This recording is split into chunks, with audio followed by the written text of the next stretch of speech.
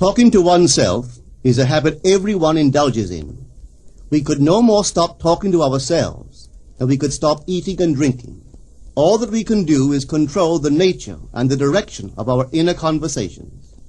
Most of us are totally unaware of the fact that our inner conversations are the causes of the circumstances of our life. We are told that as a man thinketh in his heart, so is he. But do we know that man's thinking follows the tracks laid down in his own inner conversations? To turn the tracks to which he is tied in the direction in which he wants to go, he must put off his former conversation, which is called in the Bible the old man, and be renewed in the spirit of his mind. Speech is the image of mind. Therefore, to change his mind, he must first change his speech. By speech is meant those mental conversations we carry on with ourselves. The world is a magic circle of infinite possible mental transformations, for there are an infinite number of possible mental conversations. When man discovers the creative power of inner talking, he will realize his function and his mission in life. Then he can act to a purpose. Without such knowledge, he acts unconsciously. Everything is a manifestation of the mental conversations which go on in us without our being aware of them. But as civilized beings, we must become aware of them and act with a purpose. A man's mental conversations attracts his life. As long as there is no change in his inner talking, the personal history of the man remains the same. To attempt to change the world before we change our inner talking is the struggle against the very nature of things. Man can go round and round in the same circle of disappointments and misfortunes, not seeing them as caused by his own negative inner talking, but as caused by others. This may seem far-fetched, but it is a matter which lends itself to research and experiment. The formula the chemist illustrates is not more certainly provable than the formula of this science by which words are clothed in objective reality. One day a girl told me of her difficulties in working with her employer. She was convinced that he unjustly criticized and rejected her very best efforts. Upon hearing her story, I explained that if she thought him unfair, it was a sure sign that she herself was in need of a new conversation piece. There was no doubt but that she was mentally arguing with her employer, for others only echo that which we whisper to them in secret. She confessed that she argued with him mentally all day long. When she realized what she had been doing, she agreed to change her inner conversations with her employer. She imagined that he had congratulated her on her fine work, and that she, in turn, had thanked him for his praise and kindness. To her great delight, she soon discovered that her own attitude was the cause of all that befell her. The behavior of her employer reversed itself. It echoed, as it had always done, her mental conversations with him. I rarely see a person alone without wondering to what conversation piece is he tied. On what mysterious track is he walking? We must begin to take life consciously, for the solution of all problems lies just in this. The second man, the Lord from heaven in all of us, is trying to become self-conscious in the body, that he may be about his Father's business. What are his labors? To imitate his Father, to become master of the Word, master of his inner talking, that he may mold this world of ours into a likeness with the kingdom of love. The prophet said, "Be ye imitators of God as dear children." How would I imitate God? Well, we are told that God calls things that are not seen as though they were seen, and the unseen become seen. This is the way the girl called forth praise and kindness from her employer. She carried on an imaginary conversation with her employer from the premise that he had praised her work, and he did. Our inner conversations represent in various ways the world we live in. Our individual worlds are self-revelations of our own inner speech. We are told that every idle word that men shall speak, they shall give account thereof. For by their words they shall be justified, and by their words they shall be condemned. We abandon ourselves to negative inner talking, yet expect to retain command of life. Our present mental conversations do not recede into the past as man believes. They advanced into the future to confront us as wasted or invested words. My word, said the prophet, shall not return unto me void, but it shall accomplish that which I please, and it shall prosper in all the things whereto I sent it. How would I send my word to help a friend? I would imagine that I am hearing his voice, that he is physically present, that my hand is on him. I would then congratulate him on his good fortune, tell him that I have never seen him look better. I would listen as though I heard him. I would imagine that he is telling me he has never felt better, he has never been happier. And I would know that in this loving, knowing communion with another, a communion populous with loving thoughts and feelings, that my word was sent, and it shall not return unto me void, but it shall prosper in the thing whereto I sent it. Now is the accepted time. Now is the day of salvation. It is only what is done now that counts, even though its effects may not be visible until tomorrow. We call not aloud, but by an inner effort of intense attention. To listen attentively, as though you heard, is to create. The events and relationships of life are your word made visible. Most of us rob others of their willingness and their ability to be kind and generous by our fixed attitudes towards them. Our attitudes unfold within us in the form of mental conversations. Inner talking from premises of fulfilled desire is the way to consciously create circumstances. Our inner conversations are perpetually outpictured all round us in happenings. Therefore, what we desire to see and hear without, we must see and hear within, for the whole manifested world goes to show us what use we have made of the word. If you practice this art of controlled inner speaking, you too will know what a thrill it is to be able to say, and now I have told you before it come to pass, that when it is come to pass, ye might believe. You will be able to consciously use your imagination to transform and channel the immense creative energies of your inner speech from the mental, emotional level to the physical level. And I do not know what limits, if any, there are to such a process. What is your aim? Does your inner talking match it? It must, you know. If you would realize your aim, for as the prophet asked, can two walk together except they be agreed? And of course the answer is no, they cannot. The two who must agree are your inner conversation and the state desired. That is, what you desire to see and hear without, you must see and hear within. Every stage of man's progress is made by the conscious exercise of his imagination, matching his inner speech to his fulfilled desire. As we control our inner talking, matching it to our fulfilled desires, we can lay aside all other processes. Then we simply act by clear imagination and intention. We imagine the wish fulfilled and carry on mental conversations from that premise. The right inner speech is the speech that would be yours were you to realize your ideal. In other words, it is the speech of fulfilled desire. Now you will understand how wise the ancient was when he told us in the Hermetica, there are two gifts which God has bestowed upon man alone and on no other mortal creature. These two are mind and speech, and the gift of mind and speech is equivalent to that of immortality. If a man uses these two gifts rightly, he will differ in nothing from the immortals.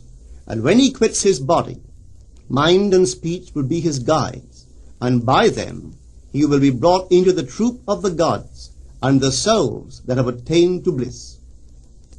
With the gift of mind and speech, you create the conditions and circumstances of life. In the beginning was the Word, and the Word was with God, and the Word was God. The Word, said Hermes, is Son, and mind is Father of the Word. They are not separate one from the other, for life is the union of word and mind. You and your inner talking or word are one. If your mind is one with your inner conversation, then to be transformed in mind is to be transformed in conversation. It was a flash of the deepest insight that taught Paul to write, put off the former conversation, the old man, which is corrupt, and be renewed in the spirit of your mind. Put on the new man. Put on the new man, and be renewed in the spirit of your mind, is to change your inner conversation, for speech and mind are one. A change of speech is a change of mind. The prophet Samuel said, "The Lord spake by me, and his word was in my tongue." If the Lord's word was in the prophet's tongue, then the Lord's mouth that uttered the word must be the prophet's mind.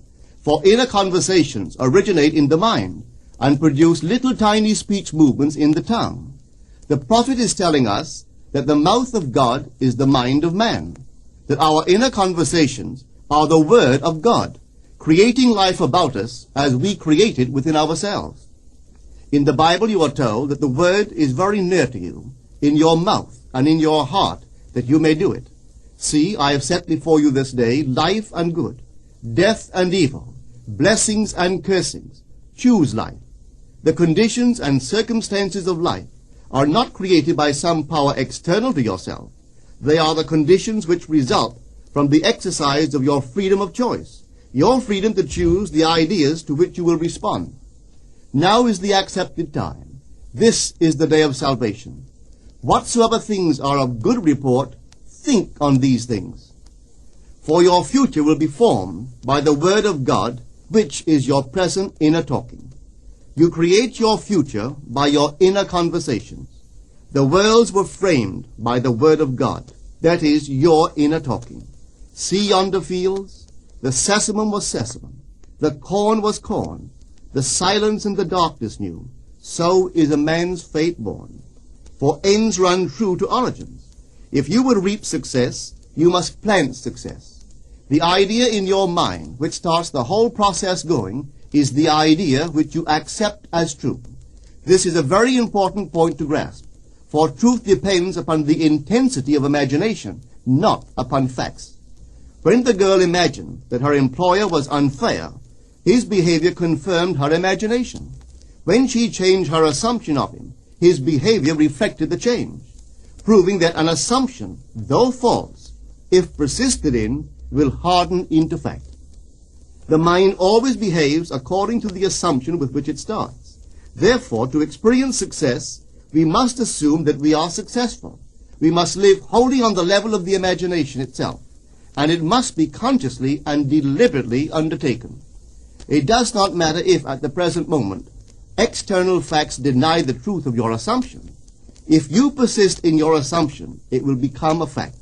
Signs follow. They do not precede. To assume a new concept of yourself is to that extent to change your inner talking or word of God, and is therefore putting on the new man.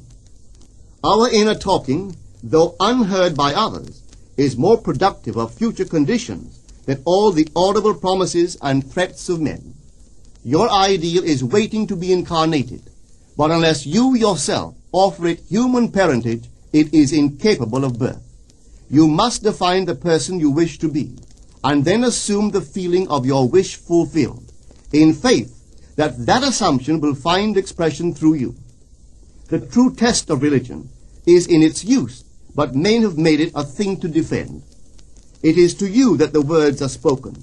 Blessed is she that believed, for there shall be an accomplishment of those things which are spoken unto her from the Lord. Test it, try it. Conceive yourself to be one that you want to be, and remain faithful to that conception.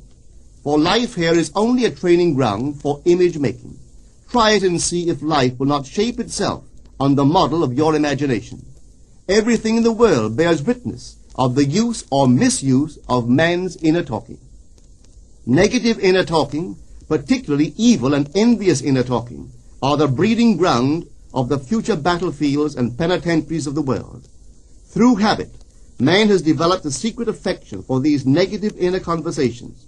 Through them he justifies failure, criticizes his neighbors, gloats over the distress of others, and in general pours out his venom on all.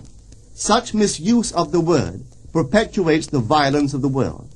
The transformation of self requires that we meditate on a given phrase, a phrase which implies that our ideal is realized, and inwardly affirm it over and over and over again until we are inwardly affected by its implication, until we are possessed by it. Hold fast to your noble inner convictions or conversations. Nothing can take them from you but yourself. Nothing can stop them from becoming objective facts. All things are generated out of your imagination by the Word of God, which is your own inner conversation. And every imagination reaps its own words, which it has inwardly spoken. The great secret of success is a controlled inner conversation from premises of fulfilled desire. The only price you pay for success is the giving up of your former conversation, which belongs to the old man, the unsuccessful man. The time is ripe for many of us to take conscious charge in creating heaven on earth, to consciously and voluntarily use our imagination to inwardly hear and say only that which is in harmony with our ideal is actively bringing heaven to earth. Every time we exercise our imagination lovingly on behalf of another, we are literally mediating God to that one. Always use your imagination masterfully, as a participant, not an onlooker. In using your imagination to transform energy from the mental, emotional level to the physical level, extend your senses. Look and imagine that you are seeing what you want to see, that you are hearing what you want to hear, and touching what you want to touch. Become intensely aware of doing so. Give your imaginary state all the tones and feeling of reality. Keep on doing so until you arouse within yourself the mood of accomplishment and the feeling of relief. This is the active, voluntary use of the imagination, as distinguished from the passive, involuntary acceptance of appearances. It is by this active, voluntary use of the imagination that the second man, the Lord from heaven, is awakened in man. Men call imagination a plaything, the dream faculty, but actually it is the very gateway of reality. Imagination is the way to the state desired. It is the truth of the state desired, and the life of that state desired. Could you realize this fully, then would you know that what you do in your imagination is the only important thing. Within the circle of our imagination, the whole drama of life is being enacted over and over again. Through the bold and active use of the imagination, we can stretch out our hand and touch a friend 10,000 miles away and bring health and wealth to the parched lips of his being. It is the way to everything in the world. How else could we function beyond our fleshly limitations? But imagination demands of us a fuller living of our dreams in the present.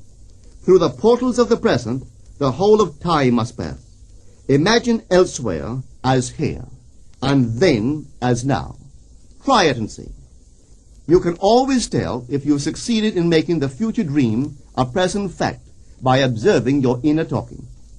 If you are inwardly saying what you would audibly say, were you physically present and physically moving about in that place, then you have succeeded. And you could prophesy from these inner conversations and from the moods which they awaken within you what your future will be. For one power alone makes a prophet, imagination, the divine vision. All that we meet is our word made visible, and what we do not now comprehend is related by affinity to the unrecognized forces of our own inner conversations and the moods which they arouse within us. If we do not like what is happening to us, it is a sure sign that we are in need of a change of mental diet. For man, we are told, lives not by bread alone, but by every word that proceeds from the mouth of God.